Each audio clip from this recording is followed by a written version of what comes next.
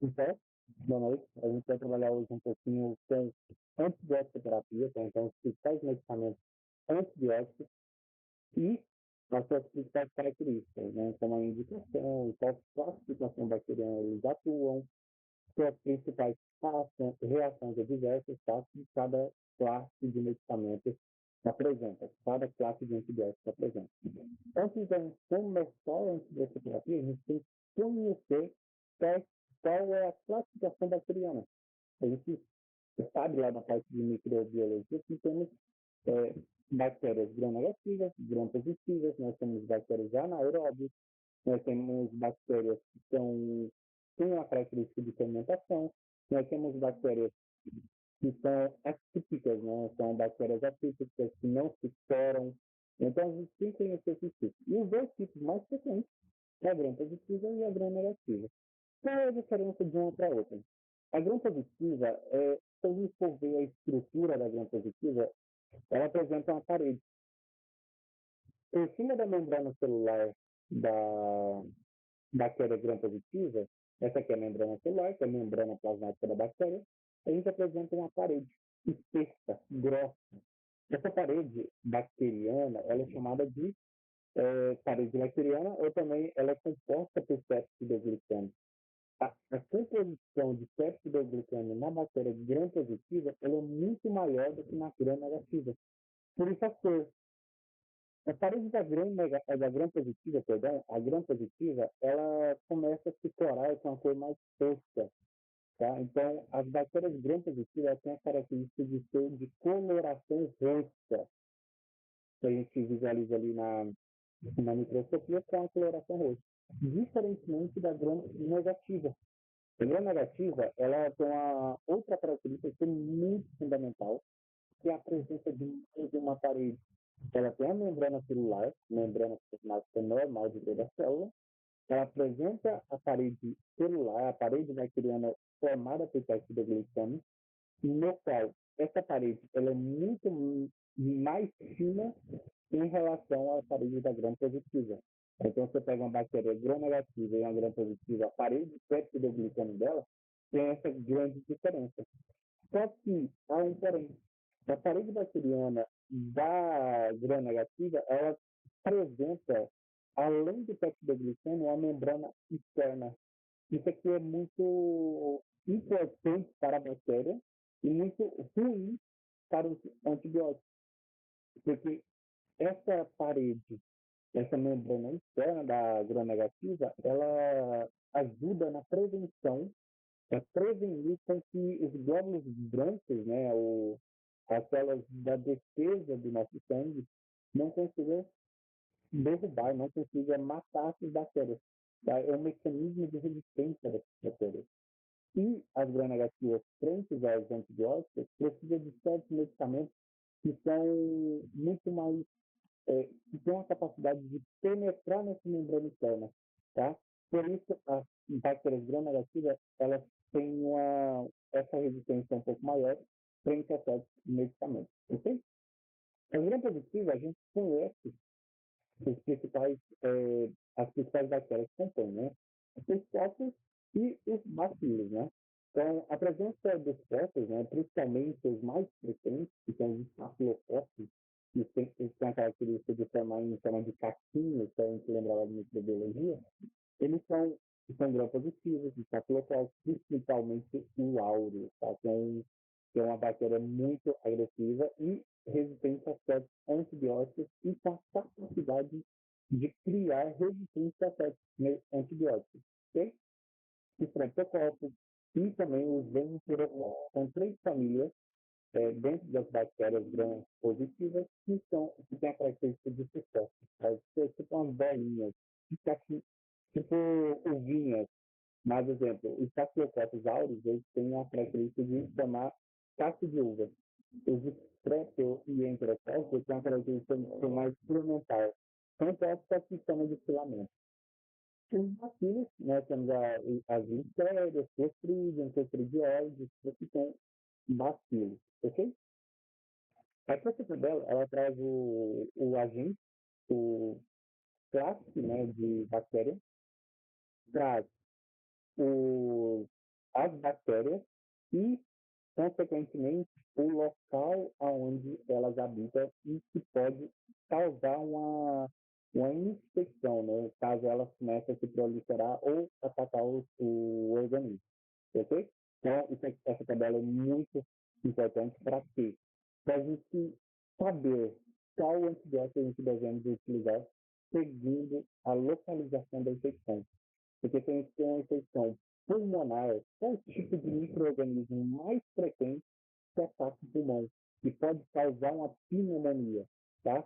A gente conhece muito o streptococcus pneumoniae, né, que pode causar H. influenzae. Então, a gente tem que conhecer as bactérias, a classe da bactéria, né, são um tóxico, são bacilo, né, que é um gram positivo, que é um gram negativo, é muito importante. A bactéria em si e o local onde ela está afetando, para com isso a gente conseguir basear um tratamento empírico para esse paciente.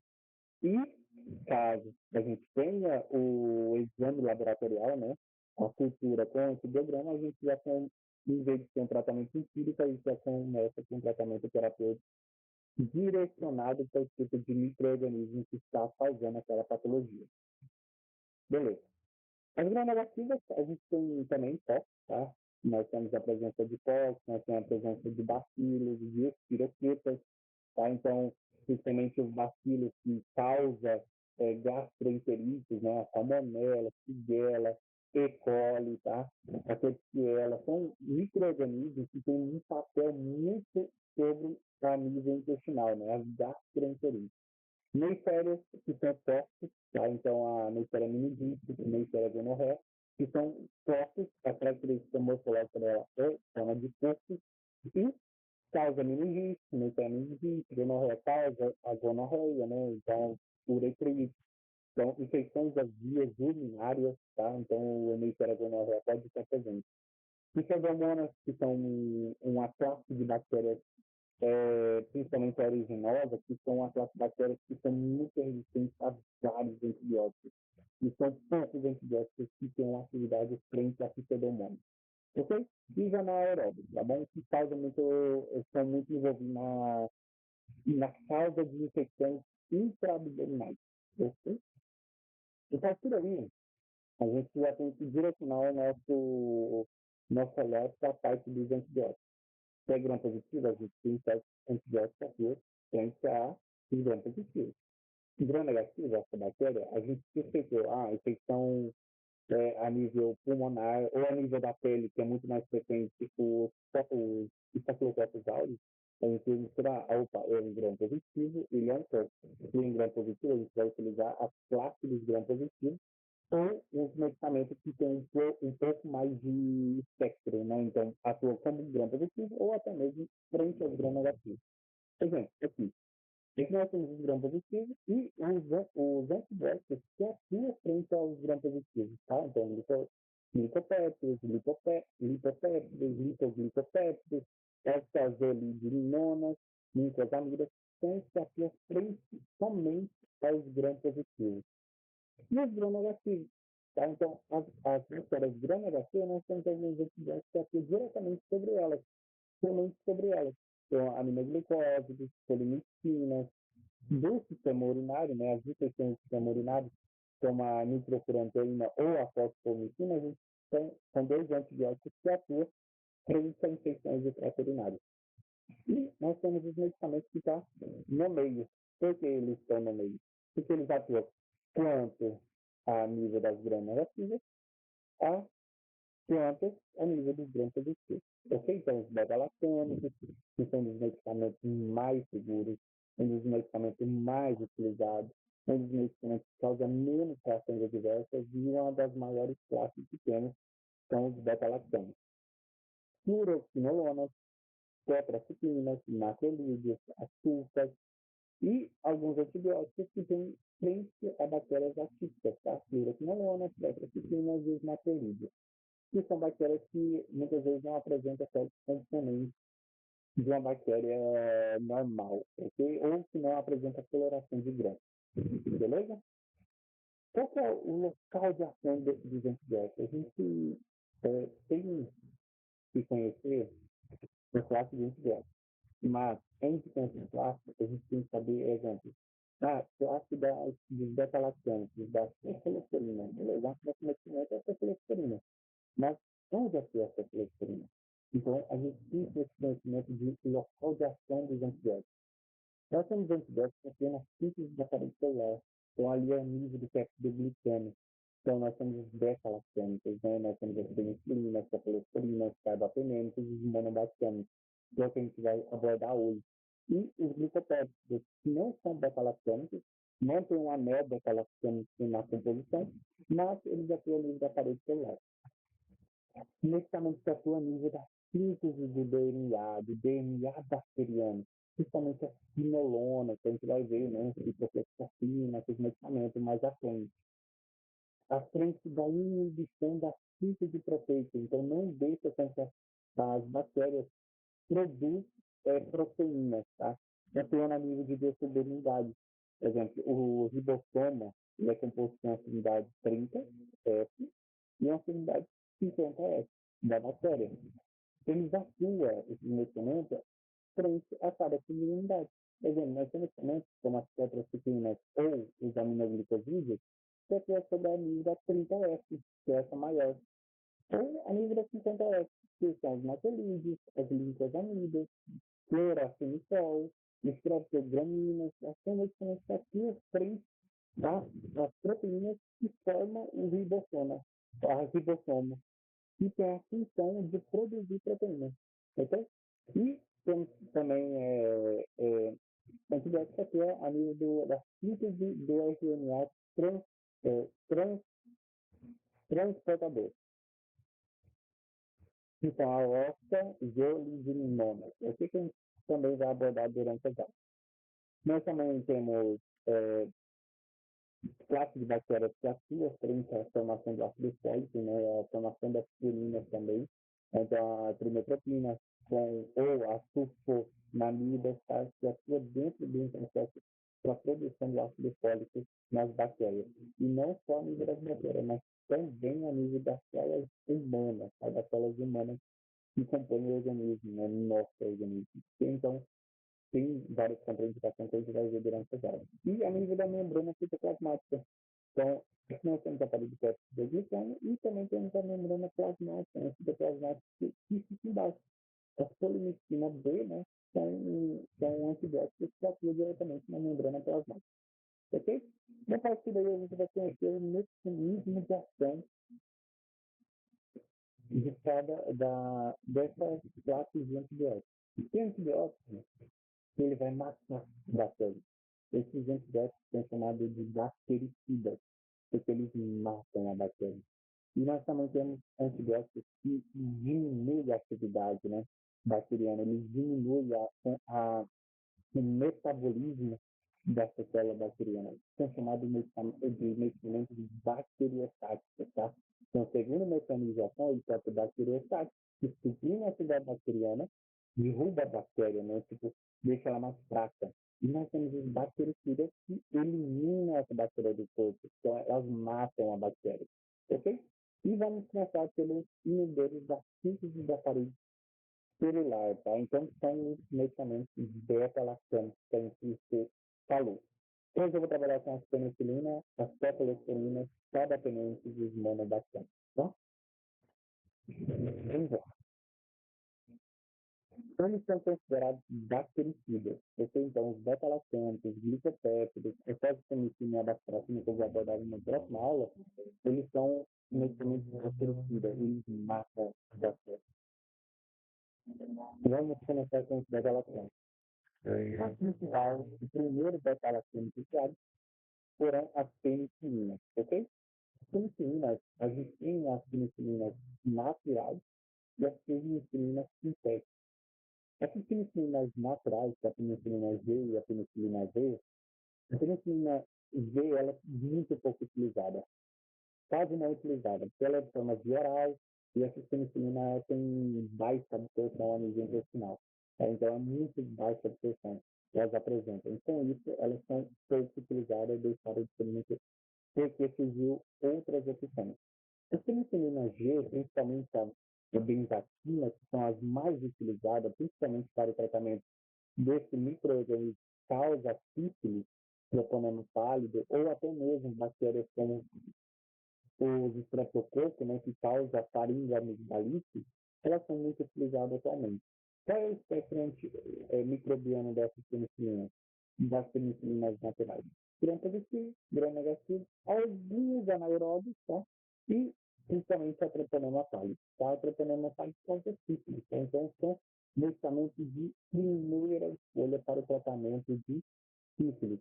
Tratamento de bactérias gram-positivas, tá? Então, infecção de pele, partimose, até foliculite, foliculite furunculose, né, que o paciente apresenta, você pode estar indicando a penicilina G, principalmente a bezetacil, né, então essa penicilina G, benzatina, ok?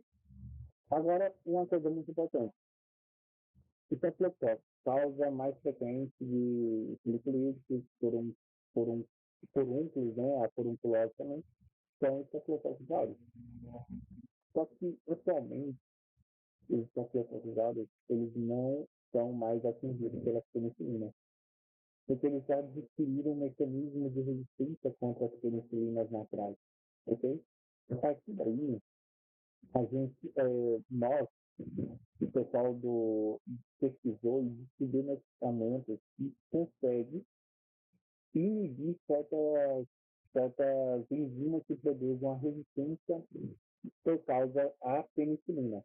Por exemplo, esse Staphylococcus aureus começou a produzir uma enzima chamada penicilasa. Penicilasa degrada penicilina. Tá? Então, os Staphylococcus aureus que produz a penicilase, eles são resistentes à penicilina. E com isso apareceu outros medicamentos.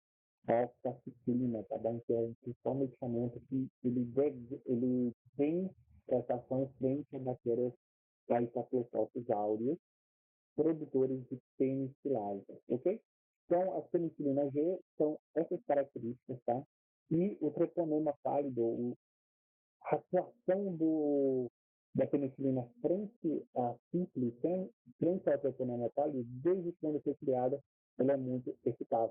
O treponema pálido ele é um pouquinho lento na criação de resistência e, com isso, não apresenta resistência frente à penicilina ainda. Ok?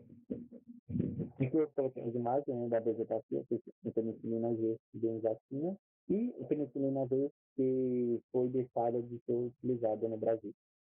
As penicilinas resistentes à penicilasa, resistência enzimas que degradam as penicilinas, tá? Como a oxacilina e a diclofacilina, tá?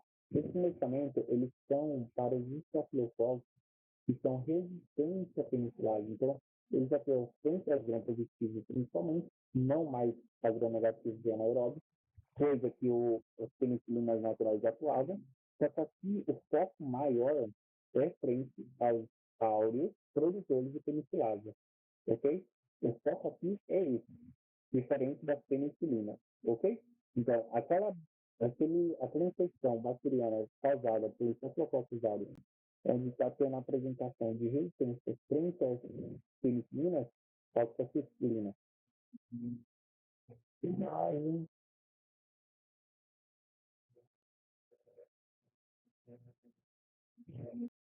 Só que com o tempo, com o passar do tempo, foi percebendo que a gente não, nós deveríamos ter penicilinas que tivessem um espectro maior. Então, a gente começou a desenvolver penicilinas que têm um maior espectro, que aumentou a capacidade frente a outros tipos de bactérias, ok? E com isso vieram as aminopenicilinas, tá? Essas aminopenicilinas, principalmente a mais conhecida, né, a moxicilina, muito indicada no dia a dia do Sistema Único de Saúde, ela tem um espectro bacteriano muito alto, exceto para uma coisa. Elas atuam frente às gram-positivas, gram-negativas, anaeróbias e frágeis. Só que ela não apresenta atividade frente ao Staphylococcus aureus, que produz a penicilase. Então, a amoxicilina, somente a amoxicilina, ela não consegue fazer ela não consegue lutar contra a penicilase por causa dessa resistência produzida pelas bactérias que são os estafilococcus aureus. Então, se você tem uma infecção de pele, se o estafilococcus não está melhorando e você administrou a amoxicilina, provavelmente ele tem uma resistência. Tá? Então, o cultivo antibiograma é super eficaz na identificação de resistência ou de sensibilidade de certos antibióticos, tá? Então, eles têm atividade positiva, frente aos gram-negativos também, só que o efeito frente aos MSSA, ok? Então, pode ser utilizado para tratamento de meningite, muito indicado, tratamento de pneumonia bacteriana, infecções de vias aéreas superiores são muito bem tolerados. Tá? Então, e opção para o tratamento de infecções urinárias. Tá? Então, o Escherichia coli é o principal microorganismo que causa infecção do trato urinário. Ok? A amoxicilina. Mas beleza, Matheus. Essa amoxicilina temos uma resistência à penicilase. O que eu vou fazer? Ou a gente administra oxacilina, que é o que eu falei anteriormente, ou a gente pega uma associação com certos inibidores. Porque viu que a amoxicilina sozinha contra a penicilase não vai, porque ela tem essa resistência. Ela não é capaz de lutar contra a penicilase. Então, a gente fez o que? Criou medicamentos que são, aqui eu coloquei a amoxicilina, criou medicamentos que são inibidores de beta-lactamase, que inibem a penicilase. Tá? Então, os inibidores de beta-lactamase, principalmente clavulanato, subactam, tazobactam, esses medicamentos, eles inibem a penicilase, inibem a beta-lactamase, que são os degradadores de penicilina ou os degradadores propriamente das beta-lactâmicas. Tá? Então, da classe toda. Entendeu? Então, a amoxicilina ou a ampicilina, associado com inibidor de beta-lactamase, tem atividade frente ao MSSA, tá? Então, os estafilococcus aureus sensível à amoxicilina.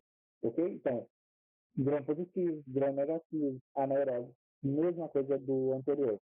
Só que com a associação do inibidor de beta-lactamase, essa resistência da produção de penicilase ou da beta-lactamase, esse medicamento conseguiu inibir essa resistência, ok? Mesmo as indicações dos medicamentos citados anteriores, são as aminopenicilinas, infecções diarreias, ginecológicas, intraabdominais, infecções de pele, paciente com pé diabético, são infecções de trato urinário também, né? Porque a gente pode indicar a amoxicilina com clavulanato. Ok? Aqui deixa a foto da caixinha para vocês terem uma associação quando forem para a prática. Quais são as principais características da penicilina a nível de reação adversa? O que pode causar? A mais frequente, todo antibiótico que a gente vai observar pode causar ou reação alérgica, reação de hipersensibilidade e reação do trato gastrointestinal. Então, náuseas, vômitos, dor abdominal, tudo isso são características de todos os antibióticos, ok? Mas, as reações adversas às penicilinas são poucas. E, outro detalhe muito importante, pode causar hepatite, tá? Pode causar depressão da medula óssea, granulocitopenia, tá? De modo passageiro. Com a suspensão dos medicamentos, a gente vai ter uma melhora desse quadro, ok? Características, penicilina tem uma vida curta, tá? Então requer mais frequentemente a administração desse medicamento. E um detalhe muito importante, esse medicamento não penetra as meninges, tá? Exceto condições inflamadas. Tá? Então, meningite, você pode tratar com penicilina? Pode, porque as meninges estão inflamadas por algum tipo de bactéria, principalmente Neisseria meningite. E um gram negativo pode causar uma meningite. Em caso de inflamação das meninges, a gente consegue fazer a administração de penicilina. Em caso de não inflamação da meninge, a gente consegue? Não, jamais. Porque então elas não conseguem penetrar o sistema nervoso central passando pelas meninges. Beleza. Da parte de penicilina, que é a primeira classe de medicamentos criada dos beta-lactanos, que a sua frente aparelho tem de forma mais tranquila, não aquele de detalhe que apresenta ainda, mas é muito mais para indicação. A gente deve conhecer o medicamento, o porquê a gente não deve indicar em certas ocasiões, e um detalhe muito importante, sempre ter em mente que a penicilina ela tem um papel muito limitado frente aos estafilococos aureus que produz a penicilasa, tá bom? Por causa dessa degradação da penicilina, não deixando ela atuar de forma eficaz. Não resolveu a penicilina, a gente passa para outra classe de medicamentos de beta-lactâmicos, são as cefalosporinas. Qual é a diferença da penicilina para a cefalosporina? Elas são divididas em gerações. Então, começou lá na primeira geração, depois a gente abrangeu, teve um aumento do espectro, né? Então passou para a segunda geração, com isso aumentou o espectro de terceira geração, quarta geração, quinta geração. Tá? Então a cefalosporina é dividida em 5 gerações. Todas elas vão ter uma atuação frente a gram positivo e a gram negativo. Só que vai ter algumas características muito diferentes. E um detalhe muito importante. Todas as cefalosporinas, exceto uma classe, uma geração que não atua frente a micro-organismos chamados de enterococos. Ok? Vamos começar uma por uma. Cefalosporinas de primeira geração, que é as primeiras, são muito boas, tá? Mas o papel delas aqui, elas atuam frente a gram positivo e gram negativo, exceto os enterococos. Ok? Então, pacientes com infecções de pele e por gram positivo, principalmente, que são os estafilococos que causam, né? Celulite, erisipela, que é causada pelos estreptococos. Gram negativos também, né? Algumas são Escherichia coli, que pode indicar cefalexina.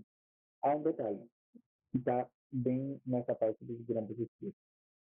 MSSA. Por que a gente indica cefalosporina para os estafilococos aureus que são resistentes à penicilase? Porque a cefalosporina não é uma penicilina, é a cefalosporina. A cefalosporina não produz penicilasa. Então, as bactérias que produzem penicilasa, a cefalosporina não tem nada a ver com isso. Então, vai lutar contra a penicilina, não contra a cefalosporina. Apesar de estar na parte de inibidor da parede celular. Ok? Então, cefalosporina tem que ser indicado em pacientes com infecções por estafilococos aureus sem penicilase, ok? Por causa dessa característica de não ter nada a ver com a penicilase, tá? Aqui já é outro tipo de enzima que pode desenvolver resistência frente à cefalosporina, ok? Isso aqui são de primeira geração, cefalexina muito utilizada, muito indicada, e de segunda geração. Nessa primeira geração, eles têm uma atividade muito maior frente aos gram positivos. A gente observou questões de pele, né? Mais que os gram positivos. Tem gram negativo? Sim, alguns, bem poucos. Mas aí veio de segunda geração. Qual a característica da cefalosporina? Quanto maior for a geração, menos deixa de atuar frente aos gram positivos e atua mais frente ao gram negativo. Porque essa é a diferença da cefalosporina. Segunda geração, eles atuam frente a gram positivo e a gram negativo também. Só que em maior quantidade frente a gram negativo, tá? E poucos gram positivos. Então, infecções nas vias aéreas causadas pelo influenza e pelo pneumococo pode ser indicado os medicamentos de segunda geração. Então, os gram positivos são a classe que eles atuam, os gram positivos, gram negativos, e os anaeróbios eles não atuam, bom? Mas os medicamentos de segunda geração são muito mais indicados para infecções do trato respiratório superior, ok? Principais agentes, o pneumococo, que é o que mais causa infecção das vias aéreas. E o influenza também pode causar pneumonia de na comunidade, tanto o pneumococo também, o pneumococo, ok? Mas a segunda geração tem esse maior espectro de gram positivo e gram negativo, muito mais frente aos gram negativos em relação de primeira geração. Aí veio a terceira geração. de terceira geração principalmente é gram positivo e é gram negativo. Só que eles atuam principalmente nisso, que é a cefadizina. A cefadizina, ela vai atuar frente aos fermentadores, principalmente a pseudomonas, tá? Então, a pseudomonas que causa infecções resistentes a antibióticos, né? É uma bactéria super resistente, é pouco antibiótico que atua frente às pseudomonas. Até agora a gente não falou de nenhum, da parte de penicilina, nem da cefalosporina. Cefalosporina de terceira geração atua frente às pseudomonas. E um detalhe muito importante: todas as cefalosporinas, exceto de terceira geração, atuam frente às enterobactérias, tá? Então, os medicamentos de terceira geração atuam frente às enterobactérias. Vão ter infecções por uma enterobactéria, a gente pode indicar uma ceftriaxona, principalmente, que é uma de terceira geração para o tratamento. E a cefadizina para poder fazer esse cobrimento frente aos pseudomonas. Então, uma infecção de ouvido, ou otite média, ou otite externa, causada por pseudomonas, né, otite externa difusa, aquela otite ignorador, pseudomonas, a cefadizina pode indicar para o tratamento, ok? Então, uma pneumonia causada por pseudomonas também pode indicar, são infecções muito mais agressivas e muito mais frequentes intra-hospitalares, ok? E que eu coloquei, essa traçona, né, cefadizina, que é um medicamento intravenoso, a gente pode indicar para o paciente para o tratamento de pseudomonas. Aí, com o tempo, aumentou o espectro, foi para a quarta geração. Gram negativo começou a ter ele atua muito mais para integrante de gram negativo de maneira igual, tá? Então, o problema aqui do cefepime, que é o medicamento representante dessa classe, dessa parte da quarta geração, é que eles são muito utilizados para o tratamento empírico. Tá? Então, aquele paciente que teve com infecção hospitalar, outra infecção adquirida no meio externo ao hospital, que não é infecção nosocomial, se a gente não tem o conhecimento do tipo de bactéria, a gente tem dúvida, a gente começa um tratamento empírico. E o cefepime é super indicado para o tratamento empírico de patologias que a gente não tem uma base de qual a gente está trabalhando. Por atuar contra a fonte gram positivo, gram negativo, só que não atua muito tempo anaeróbico, tá bom? Então, são medicamentos que a gente pode indicar para o tratamento empírico. Atua sobre o estapilococco, o streptococco, exceto, né, como eu já tinha dito, as enterobactérias, tá bom? Então, as enterobactérias, quem atua somente nas enterobactérias da cefalosporina é o de terceira geração, ok? Porque eu coloquei o cefepime, com o tempo, passou, criou mais uma classe de medicamentos, mais uma geração de medicamentos da cefalosporina. São de quinta geração. Qual é a diferença dos de quinta geração para os de terceira geração, para os de quarta geração? É que eles têm uma atuação muito frente ao MRSA. O que são MRSA? São os estafilococcus aureus que têm penicilina. Então, aquele estafilococcus aureus que tem penicilase, aquele estafilococcus aureus que mudou totalmente a conformação estrutural da sua parede celular. Tá? Então, eles têm as proteínas ligadoras às penicilinas, ele mudou totalmente, então criou um mecanismo de resistência frente às penicilinas e algumas cefalosporinas também. Então, a ceftarolina veio para isso.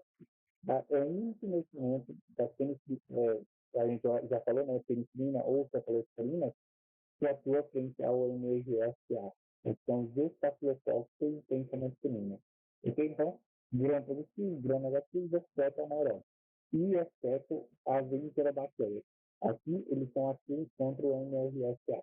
Ok? Então, pneumonia, infecção de pele, de partes mole, infecções resistentes ao tratamento de outros antibióticos que são de classe menor, tem que pesquisar, né? Tem que buscar a adição no tratamento, né? A ceftarolina. ou até mesmo no antibiograma vem a indicação já na ceftarolina sendo sensível para o tratamento do MRSA. E está tratando diversos da cefalosporina, né, apesar de ser uma classe medicamentosa de alta segurança, tem que fazer as mesmas características já faladas da penicilina, né, reações de hipersensibilidade, reações de trato gastrointestinal, também pode causar trombose, hemólise, diarreia, alteração da função hepática, principalmente um dos medicamentos. Porque esses medicamentos beta-lactâmicos, eles são secretados na urina. Tá? Então, para excretar eles do corpo é pela urina. A secreção, ela tem uma secreção dela, né? A expressão dela é a nível da bile. É a deixando a bile mais espessa com a característica de levar essa hipersaturação da bile e causar pedras na vesícula, ou até mesmo colelicia de obsceno, levando a complicações como a colicite, a colangite, etc. Ou até mesmo pancreatite. Ok? Então, a secreção é a única que é secretada na bile.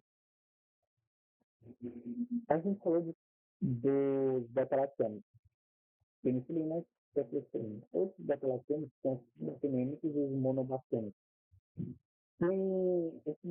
Essas duas classes de medicamentos são muito controladas. Então, são duas classes de medicamentos controladas em ambiente hospitalar. É muito pouco frequente passar para casa, né? Para vocês, medicamentos são controlados. Por quê? Eles têm efeitos de ações adversas muito graves e eles atuam frente a bactérias multiresistentes. Daquela bactéria que está sendo de difícil tratamento, esse medicamento eles atuam para isso. Quais são os fármacos? Carbapenem, meropenem, ertapenem e imipenem. Esses medicamentos são medicamentos controlados, como eu tinha falado, só que o imipenem ele tem uma característica de não ser indicado sozinho, tá? Isso aqui pode ser indicado sozinho, então só meropenem e só ertapenem. Só que o imipenem precisa de uma associação. A associação é chamada de cilastatina, perdão, cilastatina. A cilastatina, ela preza que o imipenem não seja degradado na urina, no local da filtração glomerular. Por quê? Então, o imipenem, ao passar pelos túbulos em nível renal, ele acaba sendo secretado. E com a cilastatina, ela inibe essa secreção, porque ela diminui a capacidade de uma enzima que fica ali a nível do rim para fazer essa degradação desse medicamento. Tá? Então, a dihidropeptidase, ela degrada o imipenem para ser secretado com maior facilidade. Só que a cilastatina, ela inibe essa enzima, com isso aumenta o tempo de biodisponibilidade desse medicamento em sangue. Ok? As duas são bem gram positivas, o excesso, né? O MRSA, então o cefalococco áureo resistente à penicilina, enterococco, atua sobre gram negativo, anaeróbio e pseudomonas. A gente já falou dois agora, medicamentos que atuam frente às pseudomonas, né? A gente já falou da cefadizina, que é uma medicamento de terceira geração de cefalosporina, e agora nós estamos falando do carbapenêmico, que atua frente às pseudomonas. O uso terapêutico em micro-organismos multiresistentes. Por isso, eles são medicamentos muito controlados em ambiente hospitalar para o tratamento de infecções causadas por vários tipos de bactérias, né, como infecções intraabdominais, infecções obstétricas ginecológicas. O imipenem também tem uma característica fundamental na reação adversa. Eles são um dos que mais causa convulsão, tá? Então, os que mais tem a predisposição a causar convulsão em pacientes. Então, você contraindica em pacientes que tem a característica de ter crise de convulsão. Mas reações adversas de trato gastrointestinal e reações de hipersensibilidade por causa desse trauma. Ok? Aí, a gente passa para a outra classe, que são medicamentos também muito controlados, mas menos utilizados em relação ao carbapenem. Então, os carbapenêmicos e os monobactâmicos são muito utilizados. Só que os monobactâmicos são muito pouco utilizados. O astro, né? Tá? Então, eles são medicamentos separados, principalmente para ter pacientes que têm reação alérgica aos outros beta-lactâmicos. Porque os monobactâmicos, eles têm um anel na sua formulação química, tem um anel bactâmico e vai ter outra ligação. Nessa outra ligação, os outros beta-lactâmicos apresentam, o monobactâmico não tem, ok? Então, essa é a diferença, né, em relação aos outros beta-lactâmicos. Então, pacientes que têm alergia à penicilina ou à cefalosporina ou ao carbapenem, a gente pode indicar os monobactâmicos, tá bom? Só que, qual é o problema?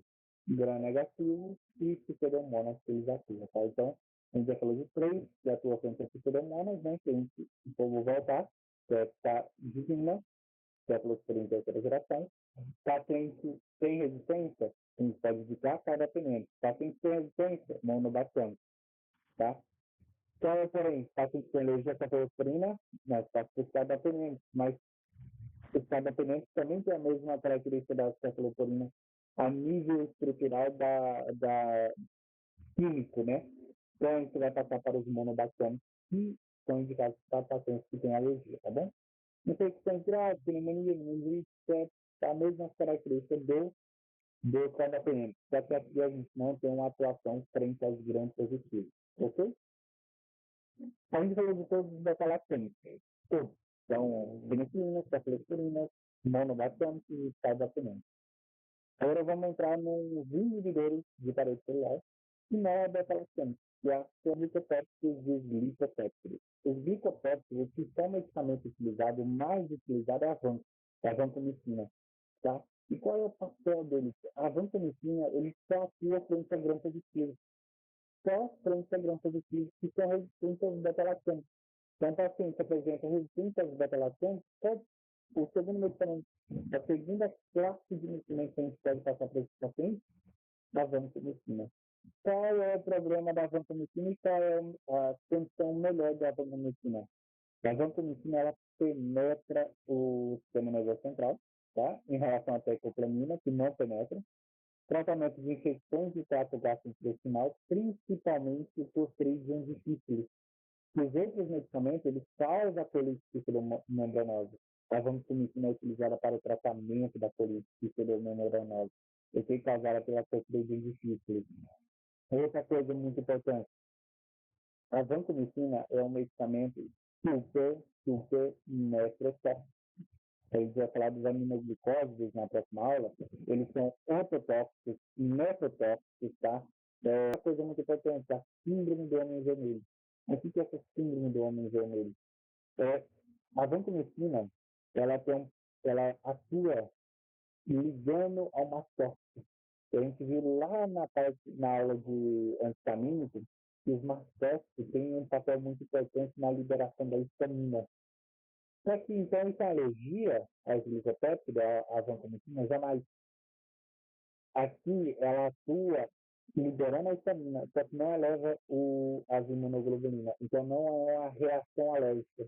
É só uma secreção por causa dessa ligação ao mastócito de histamina. E a histamina tem um papel nessa vasodilatação, a pessoa começa a apresentar a sintomatologia de alergia, só que não é alergia, ok? Porque não tem a produção de imunoglobulina E, ok?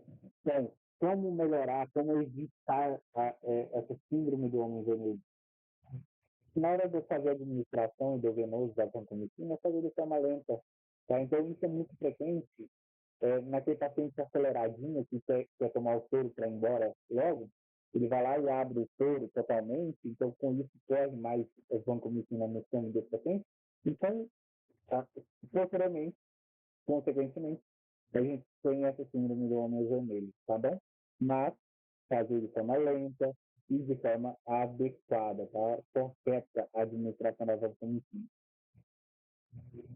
Os glicoperóxidos são aquele medicamento que não posso utilizar os beta-lactâmicos, não posso utilizar a vancomicina. A próxima opção para tratamento de infecções é os lipopéptidos. porque tem uma característica que é muito diferente dos outros. A vancomicina, na sua frente, é os gram-positivos, como eu tinha falado. Aos gram-positivos resistentes daquela cana. Os lipopéptidos também atuam frente aos gram-positivos, somente aos gram-positivos.